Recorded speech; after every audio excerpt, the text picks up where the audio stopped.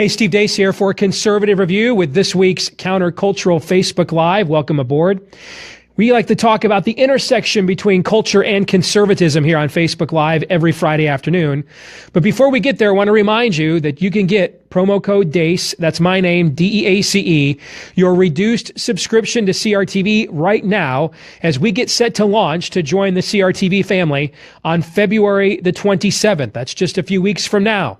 We're excited. We're going to be every bit as mediocre on CRTV as we have been on commercial radio for the last few years. So again, use promo code DEACE, get your reduced rate subscription to CRTV at crtv.com. Use my last name, D-E-A-C-E, and you'll not only get every show we do, but every show from Mark Levin, Steven Crowder, Mark Stein, and Michelle Malkin as well.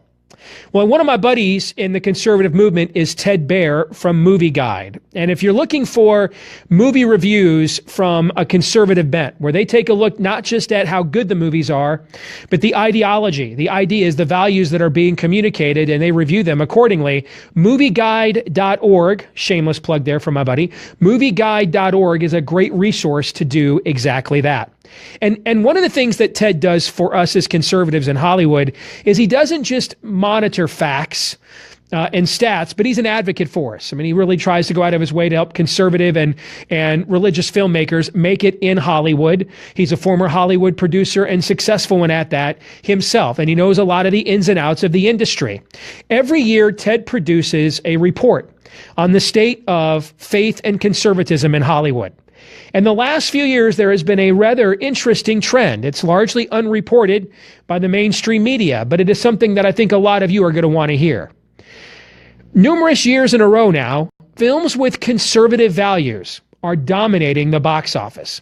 If you look at 2016, films that featured conservative values, faith, family, freedom, etc., wholesomeness, those films averaged about $80 million domestically between them at the box office. On the other hand, films that featured high degrees of profanity, high degrees of sexually explicit content, moral relativism, etc., averaged less than $20 million per film at the box office.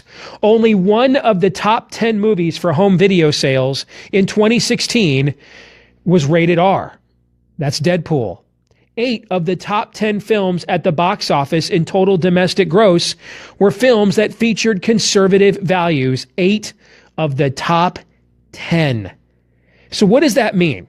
Well, you should get confidence as a conservative from these stats on a couple of different levels. Number one, it should give you confidence as to why you are a conservative. We are trying to conserve things. What are those things? The things that history has proven are what's best for the human condition.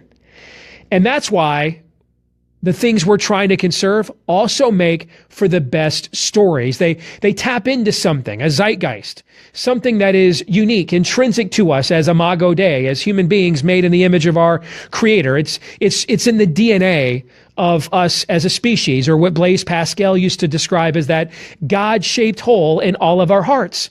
So the reasons why your values sell is because they're not just your values. These are universal values of good, evil, right, and wrong. And that's what makes us conservative, that we want to conserve those values. So I know we live in an era where there's all this talk about division in America, and we are a very divided country. But really, there's only about 15 to 20% of America that's divided from the other 80. It just so happens that 15 to 20% is where a lot of the media and a lot of liberal academia happens to reside. So it gets blown out of proportion, this idea that we're some kind of 50-50 country. We're not. What's happened is a few major population centers and academic areas and sectors have been overrun by Marxist progressivism. But the rest of the country, they're not going along with it. And there's no greater barometer for that than where people spend their discretionary income. Where they spend money they don't have to spend. And when they want to get away from it all, when they want to go to the movies, they're spending their money by and large on our value system. That's the first encouragement for you today from this news. Here's the second. Get involved. You know, two of the great stories in the history of 20th century Western literature, Lord of the Rings and Chronicles of Narnia. Do you know where those concepts came from? Well, J.R. Tolkien was a very devout Catholic. He had this atheist buddy on the faculty named Clyde Staples Lewis. They used to meet at the pub a lot of days after class, and they used to debate religion, philosophy. And Tolkien convinced Lewis that he was wrong to be an atheist. And from those conversations, Lewis became arguably the greatest apologist for Christianity of the 20th century.